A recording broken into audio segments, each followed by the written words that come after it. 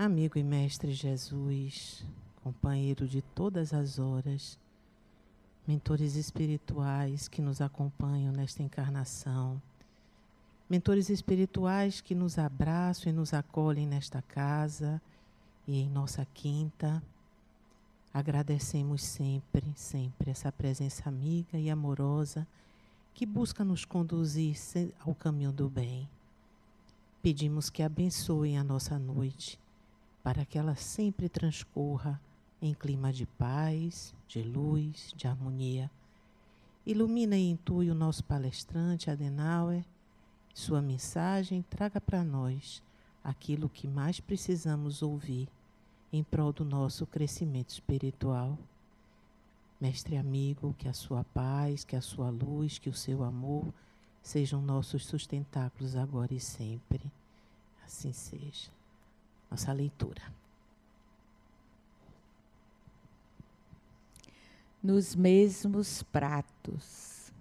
E ele, respondendo, disse: o que mete comigo a mão no prato, este me há de trair. Mateus, capítulo 26, capítulo 26, versículo 23. Toda a ocorrência na missão de Jesus reveste-se de profunda expressão simbólica. Dificilmente o ataque de estranhos poderia provocar o calvário doloroso. Os juízes do Sinédrio pessoalmente não se achavam habilitados a movimentar o sinistro assunto. Nem os acusadores gratuitos do mestre poderiam, por si mesmos, efetuar o processo infamante. Reclamava-se alguém que fraquejasse e traísse a si mesmo. A ingratidão não é planta de campo contrário. O infrator mais temível em todas as boas obras é sempre o amigo transviado, o companheiro leviano e o irmão indiferente. Não obstante o respeito que devemos a Judas redimido, convém recordar a lição em favor do serviço de vigilância, não somente para os discípulos em aprendizado, a fim de que não fracassem, como também para os discípulos em testemunho, para que exemplifiquem com o Senhor, compreendendo, agindo e perdoando. Nas linhas do trabalho cristão, não é demais aguardar grandes lutas e grandes provas, considerando-se, porém, que as maiores angústias não procederão de círculos adversos, mas justamente da esfera mais íntima, quando a inquietação e a revolta, a leviandade e a imprevidência penetram o coração daqueles que mais amamos. De modo geral, a calúnia e o erro, a defecção e o fel não partem de nossos opositores declarados, mas sim daqueles que se alimentam conosco nos mesmos pratos da vida. Conserve-se cada discípulo plenamente formado, com respeito à semelhante verdade, a fim de que saibamos imitar o Senhor nos grandes dias. Meus irmãos, muita paz. As religiões têm um papel muito importante na formação do nosso conhecimento, do nosso saber.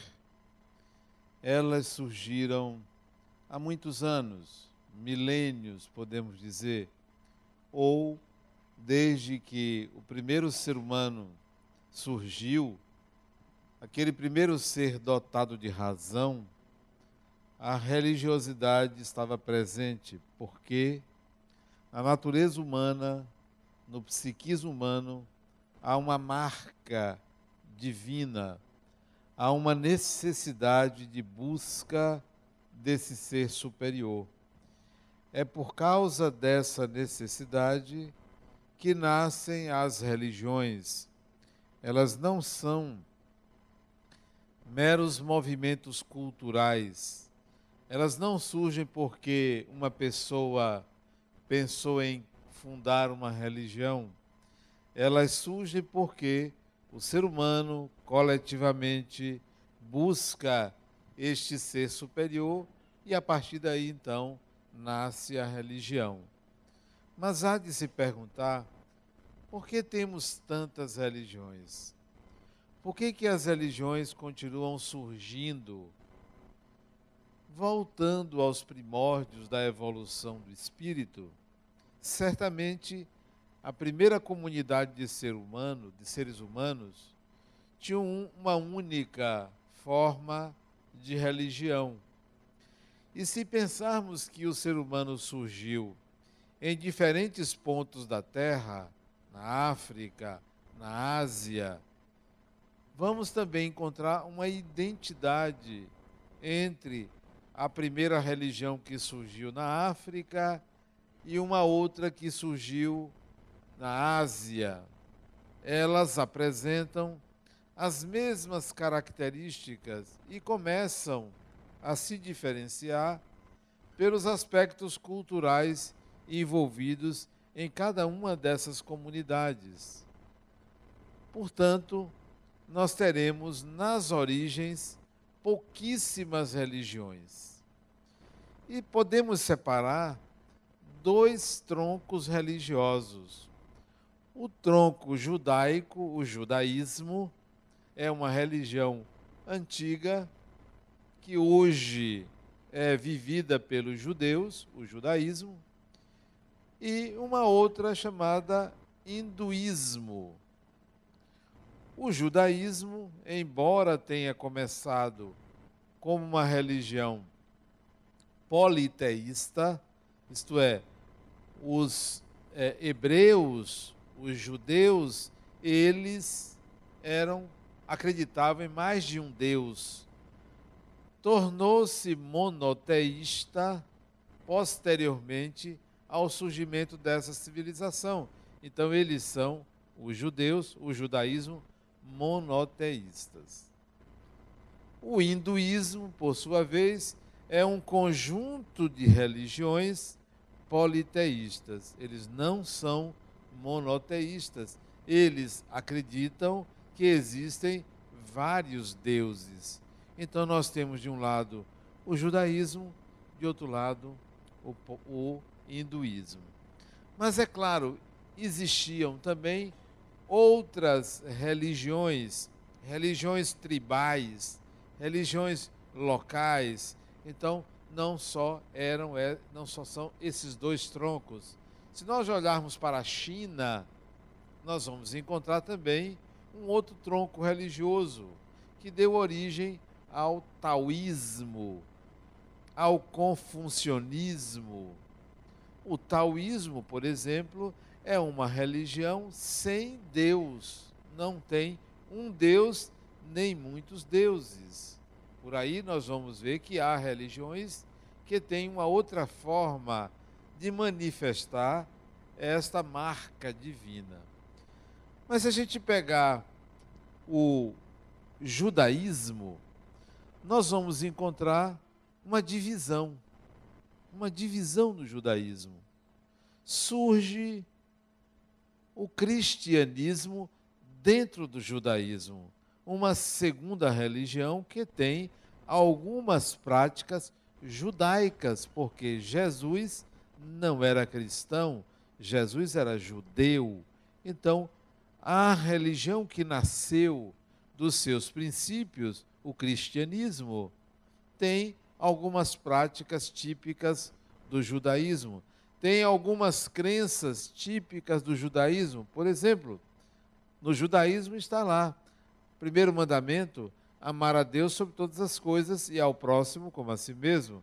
Jesus também repetiu esta afirmação. Então ela está no cristianismo, mas ela veio do judaísmo.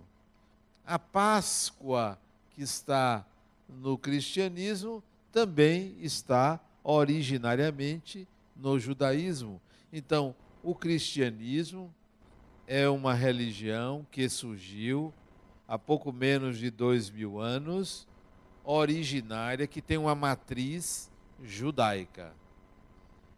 Ainda dentro do judaísmo, nós vamos encontrar uma outra religião que nasceu no seio judaico, o islamismo. O islamismo surgiu entre aqueles que professavam o Antigo Testamento, que acreditavam no Antigo Testamento. Você vai encontrar algumas ideias no islamismo que pertencem ao judaísmo e até mesmo que estão presentes no cristianismo. Se nós formos para o hinduísmo, nós também vamos encontrar religiões que nasceram dentro do hinduísmo. Em princípio, o hinduísmo é um conjunto de religiões, de pequenas religiões, mas surgiu um tronco dentro do hinduísmo chamado budismo. Então, o budismo é uma religião que nasceu dentro do budismo, que também se dividiu em budismo e zen budismo. Então, nós temos uma religião dentro de outra, com uma característica: se o hinduísmo cultua muitos deuses, no budismo não tem Deus, não tem um Deus a ser adorado. No princípio, para eles, havia o Brahma, mas não é um Deus. Os budistas não cultuam um Deus. Então, já tem algumas diferenças do judaísmo, do hinduísmo. Então, as religiões vão se dividindo de acordo com a evolução do espírito ou do psiquismo humano. Então, as divisões dentro das religiões atendem a uma necessidade evolutiva. Voltando para o cristianismo, que se dividiu logo no seu nascimento em cristianismo ou religião católica, católica ortodoxa, católica apostólica romana. Então nós tínhamos aí, logo que surgiu o cristianismo, uma divisão naqueles que eram mais ortodoxos e naqueles que eram mais ligados a um cristianismo ocidentalizado.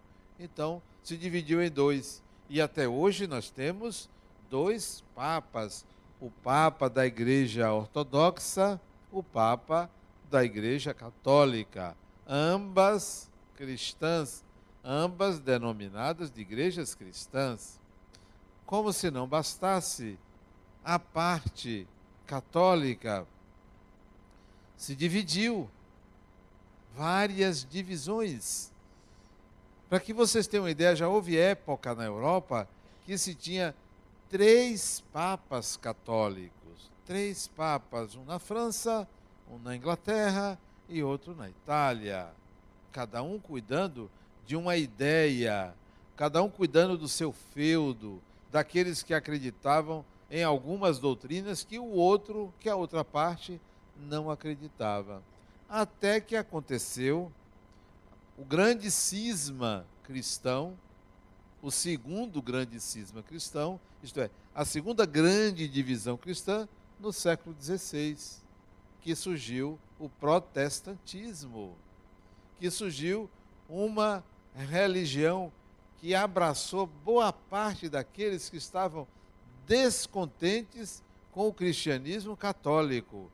Então surgiu o protestantismo no século XVI, que também se dividiu, que ficou os protestantes, que eram italianos, franceses, e os protestantes anglicanos. Então surgiu a Igreja Protestante Anglicana, que não obedece nem ao Papa Católico e nem obedece às igrejas protestantes que seguiram para a França, para a Itália, para a Alemanha. Então eles se dividiram. Nós hoje temos milhares de religiões sob a denominação de cristãs. E surgiu, no século XIX, o Espiritismo, mais uma religião dentro do cristianismo. Uma religião a partir de um indivíduo que, em encarnações passadas, foi sacerdote e, na encarnação atual, ele tinha sua preferência, digamos assim, católica, embora tivesse estudado num país protestante, que foi a Suíça. Mas francês, educado dentro do catolicismo, então ele traz essa ideia cristã dentro do espiritismo. Então o espiritismo, uma religião cristã, mais uma religião. O espiritismo chega ao Brasil, e aqui no Brasil é que você vai encontrar as grandes divisões do protestantismo. Dezenas, centenas de igrejas cristãs diferentes. Deus é amor, Igreja Universal do Reino de Deus, Evangelho Quadrangular, igreja disso, igreja daquilo. Então você vai encontrar dezenas de igrejas que não obedecem a um papa, a um centro diretor, elas são independentes. Algumas nasceram nos Estados Unidos, algumas igrejas protestantes do Brasil nasceram lá. Há uma igreja interessante que eu fui visitar há muitos anos atrás para conhecer, quando estudei sobre religiões, que nasceu nos Estados Unidos no século XIX, a partir de um indivíduo que era protestante. Ele teve um sonho, ele acordou de noite e ao lado da cama dele apareceram dois espíritos, se denominando apóstolos de Jesus. E esses espíritos disseram a ele: olha, você vai ali e vai encontrar enterrado no chão, perto de determinada árvore, os novos mandamentos do cristianismo.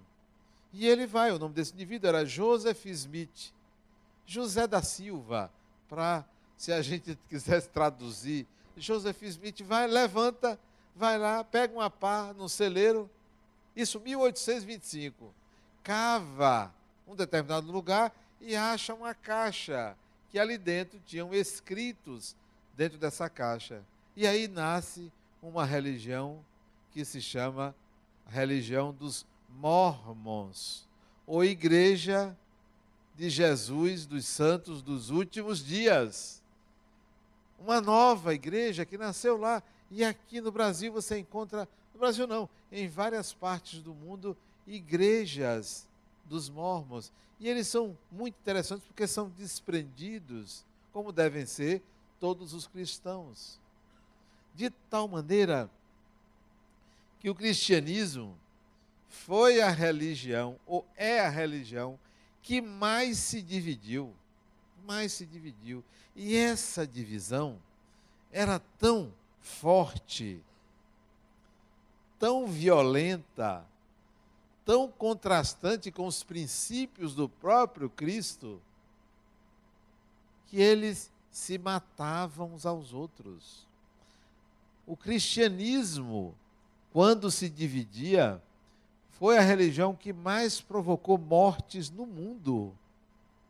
Se vocês estão vendo o Estado Islâmico matando supostamente em nome da religião, isso é fichinha para o que aconteceu nos primórdios do cristianismo. Isso lá, século II, século III da era cristã. Mas se você pegar o século XVI, protestantismo, na chamada Noite de São Bartolomeu, se eu não me engano, 1529, se eu não me engano, uma noite, briga entre cristãos, mais de 3.000 pessoas morreram numa noite, por uma questão de fé. Uns acreditavam numa coisa, outros acreditavam em outras, e se digladiaram e morreram. É a chamada matança dos huguenotes, que eram os protestantes ingleses contra franceses. Até hoje, eles têm uma diferençazinha. Então, o cristianismo não é só a religião que mais se dividiu, é a religião que mais provocou mortes na humanidade. E se vocês pensarem um pouquinho mais, pegue as 10 nações mais ricas do planeta, as 10 mais. 8 são cristãs. E são essas 8 que provocaram mais guerras na humanidade. E cristãos. O nosso país, o Brasil, que se diz católico, que se diz cristão, é o 4º país que mais vende armas de morte do mundo. O Brasil. Nós. 4º maior produtor, exportador de armas letais para o mundo. E o pior, nós vendemos armas para um lado e para o outro, para eles se matarem. Assim faz os americanos, que são os primeiros, os russos em segundo, o terceiro não estou me lembrado, o 4º é o Brasil. Vende armas para as pessoas se matarem. E somos cristãos.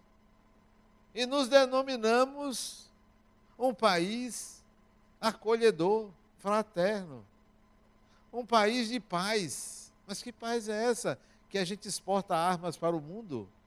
Armas letais, principalmente revólveres. Imagine, nós, fabricados ali, Rio, São Paulo. Então o cristianismo traz essa marca da divisão. Mas é possível a gente entender essa divisão sobre outra ótica. Por que será que se divide? Será que um dia nós vamos ter uma religião única? Como muitos religiosos pregam que deveríamos ter uma religião única? Improvável que tenhamos uma religião única. Vocês já pensaram o seguinte?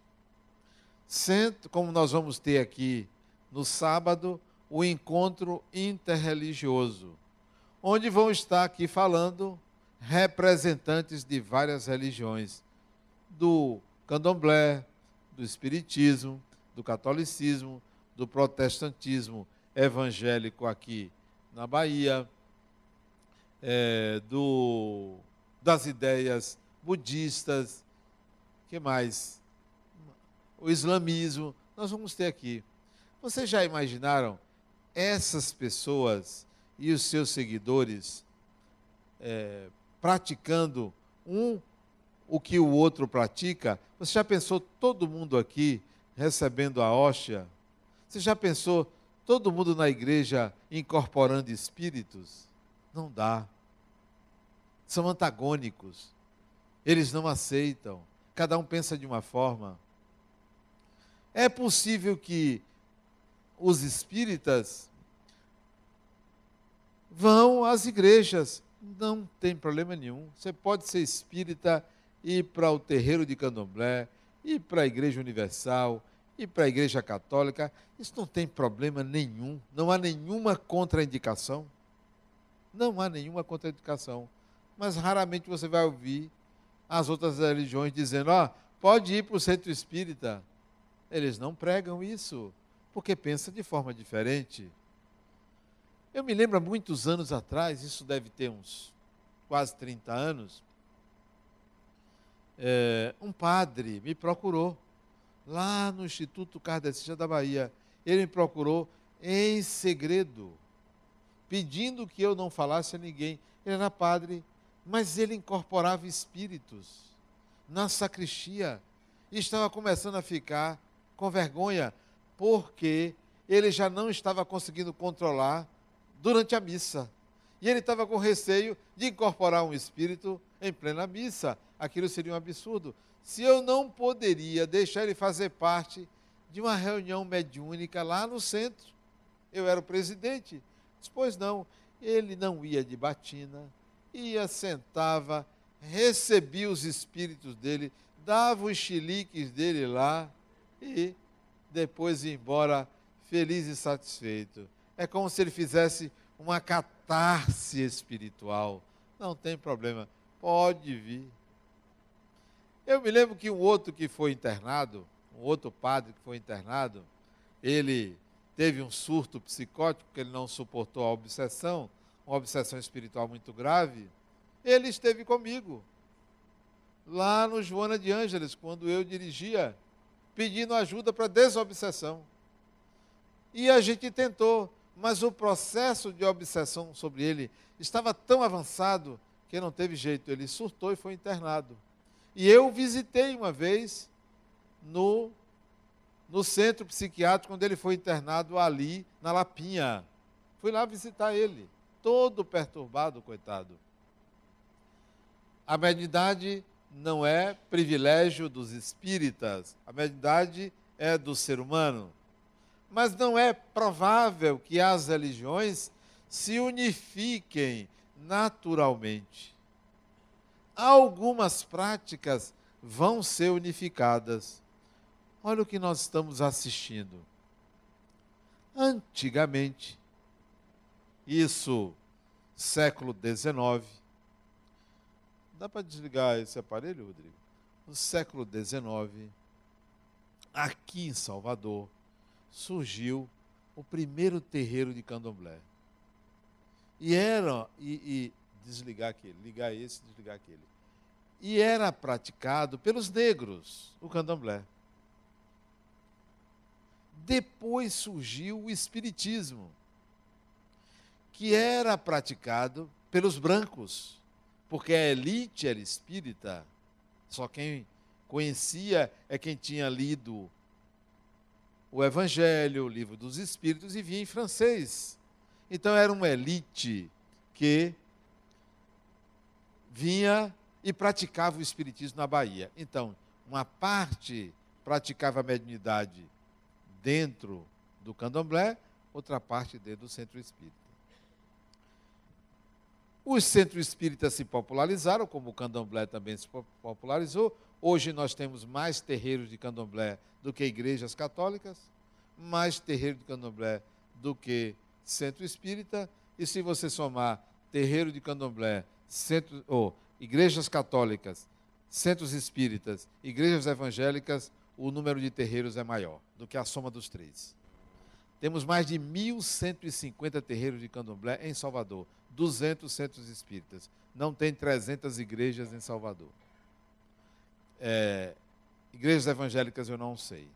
Bom, o fato é que a mediunidade passou a ser utilizada dentro das religiões. Aí surgiu a igreja carismática, igreja católica, onde a mediunidade estava presente.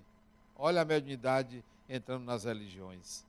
As religiões não se misturavam, mas a mediunidade estava ali presente na igreja católica.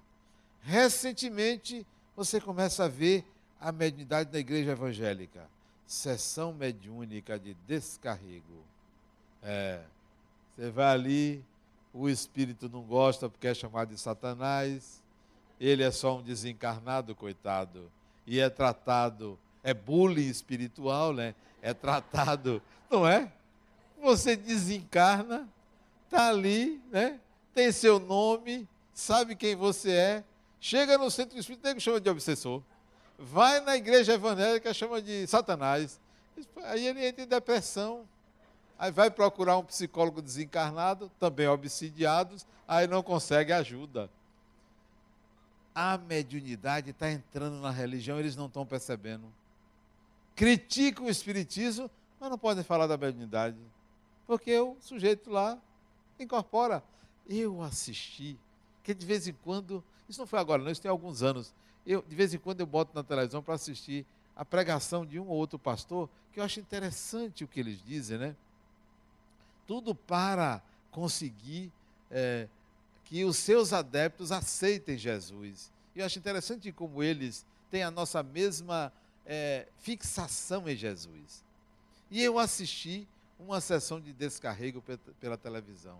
Achei fantástico. Uma mocinha, magrinha. Não, um rapaz, magrinho, entra no palco, com as mãos para trás, cabeça baixa. Aí o pastor diz assim: agora, meus irmãos, nós vamos expulsar um demônio. Vamos expulsar o demônio. E o rapaz foi, cabeça baixa ali, mãos para trás, se aproximou dele, trazido por 2 outros que levou ali para a presença do pastor. E o pastor, em nome de Jesus, deixe esse irmão nosso, Satanás. O Espírito disse assim: eu não sou Satanás, não. Pensa na maior tranquilidade, não sou não. Ele disse: é sim, não sou, é sim. Aí o pastor disse: teimoso, Satanás teimoso. Mas era hilário, teimoso. Aí, veja, o rapaz disse: olha, e ele continuou dizendo: não sou Satanás, não. É sim, não é aquela discussão, o pastor se inflama. Se você é o Satanás, e é o Satanás em pessoa. Ajoelhe em nome de Jesus. Eu não vou ajoelhar, não. Vai sim. E o pastor tentou forçar o rapaz a ajoelhar. Quem disse? Largou o microfone, chamou 2 para empurrar. Ele não descia. E o rapaz era magrinho, mas estava ali com uma força por causa da entidade comunicante, e ninguém conseguiu fazer o rapaz se ajoelhar. O pastor disse: esse é dos perigosos, leve embora. E levou o rapaz. Não teve jeito. O Espírito deu uma lição nele. Não sou Satanás. Só faltou dizer o nome. E talvez fosse até o irmão dele desencarnado, se fosse. Então, não tem jeito. A mediunidade está entrando nas religiões. Porque é do ser humano. Pode negar. Você pode até dizer: eu não acredito em espíritos, eu não acredito em reencarnação. Pode até dizer, mas não vai poder negar uma coisa que é biológica. A mediunidade é biológica. A mediunidade está no corpo. Então não tem jeito. Você pode ser preto, branco, amarelo, cor-de-rosa, homem, mulher, gay, travesti, o que for. Pode ser criança, adolescente, adulto, idoso. É médium. Não tem saída. Pode acreditar, não acreditar. Pode ser cego, ter visão, ser surdo, mudo, mas é médium. Porque é uma condição humana. Então, você pode dizer que você é do que for, mas a mediunidade vai estar presente na sua vida. E quanto mais você negar, mais você vai se aproximar dela. Porque há espíritos que são interessantes. Quando você começa a dizer: eu não acredito nisso, eles são meio que provocadores. Começam a mexer com você. Você está deitado a mexer no pé, na cama. Olha, você não acreditar e pensar que é o marido que pegou no seu pé, que nada, foi um espírito. Então isso acontece. Pensar que o que está lá na cozinha foi apenas uma panela que mexeu. Ou então você está na sala, olha o quarto lá, uma confusão lá dentro, um espírito. Pessoas que ficam com depressão, trancam a porta do quarto e dali se demoram a sair, estão em comunhão com desencarnados. Pessoas depressivas, que se trancam nos quartos, que dali não saem. Várias vezes, espíritos já me disseram: eu vou lá e fico lá com ela. Ela fica remoendo os pensamentos, conversando comigo. Eu gosto até da companhia dela. E a pessoa está ali pensando que está só imaginando, meditando, está dialogando. A mediunidade não escolhe. Então, cuide de usá-la, cuide de desenvolvê-la. Então, muito provavelmente, nós não vamos ter uma religião única. Ao contrário, as divisões nas religiões acontecerão em muito maior escala. Vocês mesmos que estão aqui no Centro Espírita, cada um pratica o espiritismo do seu jeito, da sua forma. Cada um tem o seu espiritismo, embora a doutrina seja única. Outra coisa, é comum em centros espíritas, quando há alguma divergência, a pessoa sair e abrir um centro espírita. Lá mesmo no Joana de Ângeles, que nós fundamos em 1994.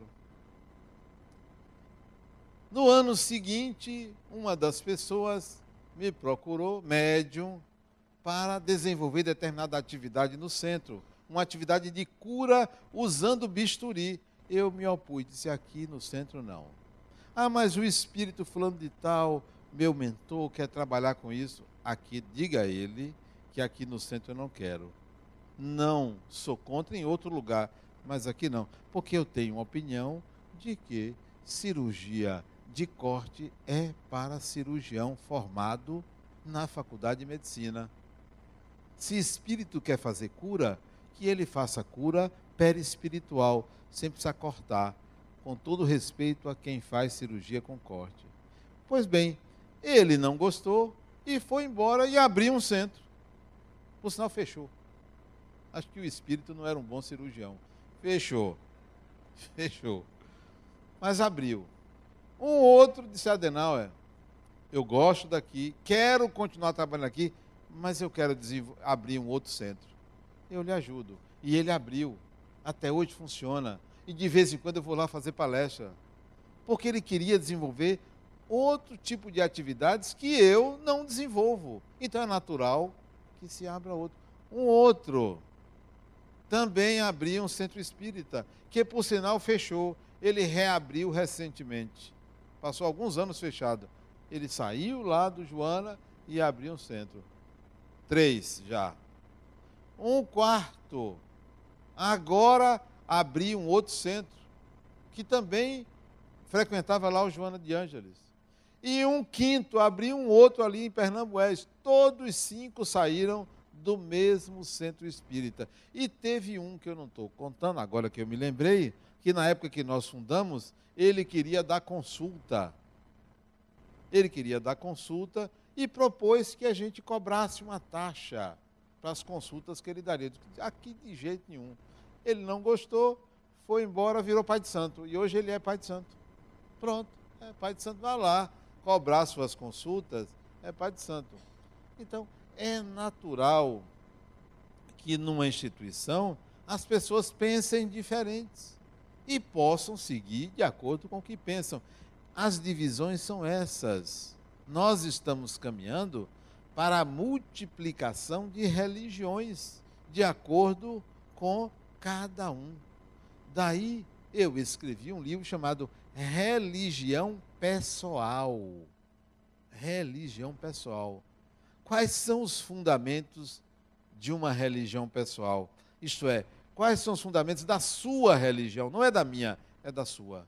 Que tem coincidência com a das outras pessoas. 2 são os fundamentos principais da sua religião pessoal, que se assemelham, esses fundamentos, ao da minha religião pessoal.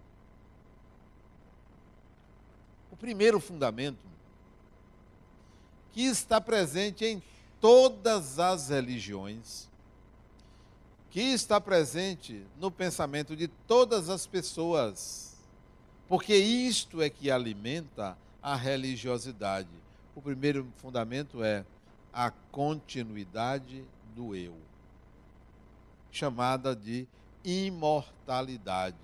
Toda religião prega que você transcende, que você sai da matéria e se torna ou energia, ou espírito, ou alma, ou o que for. Essa continuidade do eu fará parte de todas as religiões, se há alguma que não pregue essa individualidade após a morte. Há, sim, religiões que não pregam. Tem religiões, interessante como o ser humano é paradoxal, que diz que espírito não existe, mas solicita você que cultue os antepassados. Poxa, para quê? Isso não existe. Se morreu, acabou. Como é que você vai cultuar antepassado? Tem religiões que cultuam, ou que acreditam que você desencarna, quando você é muito evoluído, quando você quer reencarnar, você reencarna uma parte só numa pessoa. São os tucos, partes de um mestre reencarna. Então você vai encontrar, em vez de ser uma individualidade, pessoas que no seu conjunto formam uma outra individualidade que está desencarnada. É cada ideia fantástica. Quer dizer, eles pregam a reencarnação, eles acreditam na evolução do espírito, mas aceitam que há uma separatividade na personalidade, como se fosse a abelha. A abelha não há uma individualidade, é o grupo que é a individualidade, como se fosse um cupim, como se fosse um formigueiro. A individualidade não está numa formiga, é no conjunto. Então, há quem acredite nisso. A continuidade do eu, essa sim, fará parte de todas as religiões. Nós somos seres imortais. Por enquanto, há quem negue, há religião que negue isso, que não acredita que nós nos individualizamos após a morte, mas é uma questão de tempo. Está se fragilizando o materialismo, está se fragilizando a ideia de que desencarnar é desaparecer, ou é voltar para uma energia. Está se fragilizando isso. Cada vez mais as pessoas se ligam ao espiritual. Eu faço parte de um grupo de engenheiros, porque fui engenheiro, e recebo mensagens desse grupo que só tem engenheiros. Aquele pessoal que, na época de faculdade, se ligava à matemática, à física, a maioria materialista. Ou uma outra parte não se preocupava com religião, não se preocupava com Deus. E eu não fazia parte desse grupo, porque eu comecei no Espiritismo, era adolescente, antes de entrar na faculdade. Mas esse grupo era todo. De vez em quando eu recebo mensagens espíritas desse grupo, que tem mais ou menos uns 30 engenheiros, de pelo menos 20 mandam mensagens espíritas, e que eram materialistas na época de faculdade. A tendência é, ainda recebi esses dias um convite para uma palestra minha. Eu recebi. O convite foi para o grupo e era para uma palestra minha. A palestra da quinta-feira passada, de lançamento do meu livro. Foi postado no grupo o lançamento do livro. E hoje eu recebi nesse grupo, não foi um convite, mas uma divulgação de uma palestra que eu vou fazer no Tribunal de Justiça da Bahia. Acho que é na semana que vem. Não sei se é dia... É uma sexta-feira. Hoje é que dia mesmo? Da semana. 8, amanhã é 9. 9 com 7. Dia 16. Eu recebi no grupo a divulgação da palestra que eu vou fazer no Tribunal de Justiça. Então, o Espiritismo anda no ar, como disse Allan Kardec. A imortalidade alcança a consciência das pessoas, até porque é uma esperança. Mesmo que alguém pense assim, não, morreu, acabou, mas se você diz, olha, a vida continua, você fica assim, será? Tomara. Só não quero ir para o inferno.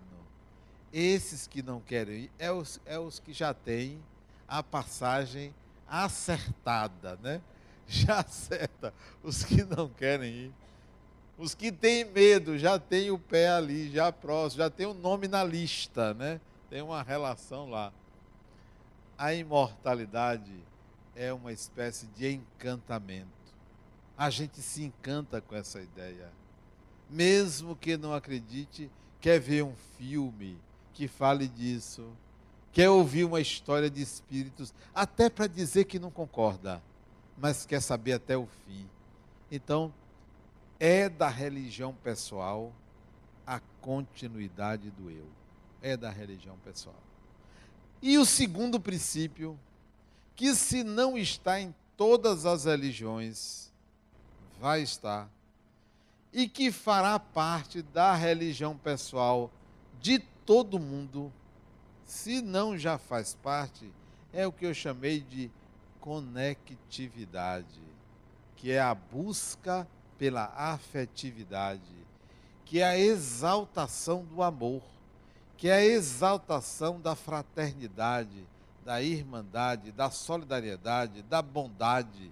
Então isto é parte da religião, porque não há nenhuma religião que pregue o mal, que pregue a rejeição e o afastamento. Todas as religiões caminham para essa conexão afetiva, caminham para essa necessidade de você se relacionar com alguém, de você estar com alguém, de você se identificar com pessoas. Então, são as duas matrizes que vão pertencer à religião pessoal. Mas você pode colocar outras ideias, a ideia de Deus, a ideia da reencarnação, a mediunidade e tudo aquilo que é falado nas religiões. Mas essas duas são fundamentais, principalmente a imortalidade, principalmente a continuidade do eu. Construa sua religião pessoal, construa ela. Não precisa sair da religião formal. Pode continuar espírita, pode continuar católico, pode continuar muçulmano, pode ir ao terreiro de candomblé, não precisa mudar não, mas construa sua religião pessoal. Parta do princípio que a religiosidade é algo universal. Todo ser humano deve ter a sua religiosidade. Agora, a religião é algo que você pode escolher qual. Pode até mudar, pode até pular. Eu estava outro dia atendendo uma paciente minha que ela disse: Adenal, eu fui católica, depois eu fui para o espiritismo, depois eu fui para uma igreja evangélica, voltei para o centro espírita, fui no candomblé, hoje eu me encontrei com Jesus na igreja do apóstolo, disse o nome do missionário aí, igreja evangélica. Eu disse: ótimo, criatura, perdidas que só, mas ótimo, que bom que você se encontrou nada, todas as vezes que você tem que tomar uma decisão, por exemplo, tem que comprar uma roupa, uma camisa, uma calça ou um sapato, e reza para isso, você está na falência espiritual, porque religiosidade não é para isto. Isso é você que tem que decidir. Ou então, você vai se separar. Sabe uma coisa? Eu vou procurar ajuda espiritual para resolver meu problema.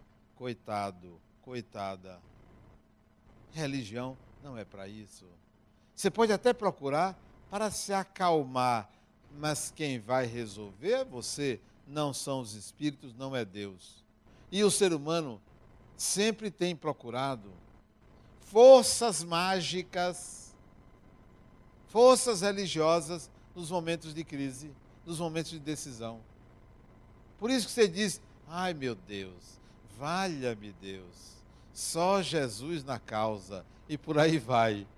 Isso é porque você decretou a sua falência. Você deveria resolver e não entregar a Deus o que lhe compete decidir, o que lhe compete pensar, refletir e agir. Não, você entrega a Deus. Assuma que é você quem tem que decidir sua vida e não entregar a Deus, porque você retira a sua responsabilidade. Adenal, eu entreguei a Deus. Você não fez nada, você se anulou, se alienou, entregou a Deus. Como assim? Por acaso nunca esteve em Deus? Por acaso há alguma coisa que não está em Deus? Por acaso existe alguma coisa que não seja de Deus? Não, você não entregou a Deus. Você resolveu a sua falência. E deve. Sou incompetente para resolver isso, pronto. Não é eu entreguei a Deus, eu sou incompetente. Eu não tenho competência para isso. E é uma boa você declarar sua incompetência, porque o arrogante não declara incompetência. A pessoa que é tirana acha que é ele quem resolve, ou ela quem resolve tudo. Não sou capaz, não tenho condições, não tenho esse poder, não tenho essa competência, não tenho essa habilidade. Nada demais você declarar isso. Não, eu entreguei a Deus. Olha, eu briguei com tal pessoa, não perdoo, e eu entreguei a Deus. Não, você declarou sua incompetência. É melhor fazer isso.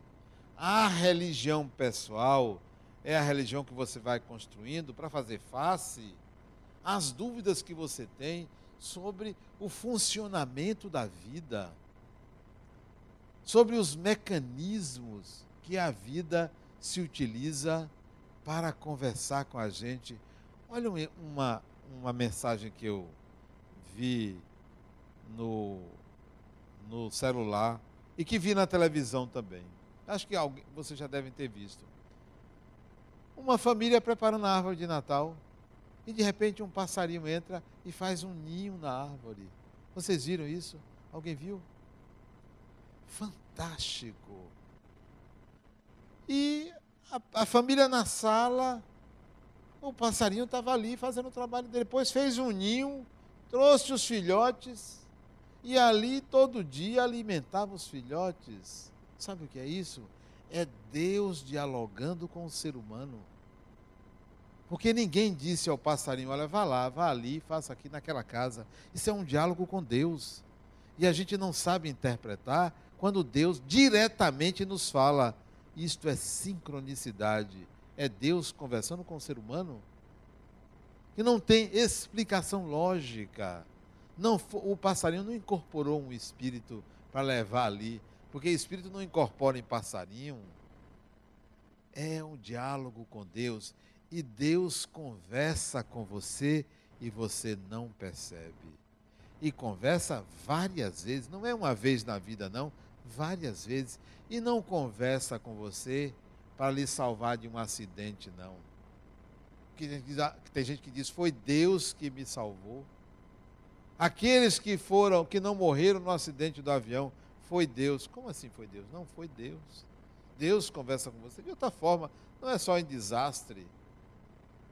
Não é nos aniversários, não é nos funerais, é durante a sua vida várias vezes. Aprenda a conversar com Deus, aprenda a dialogar com Deus.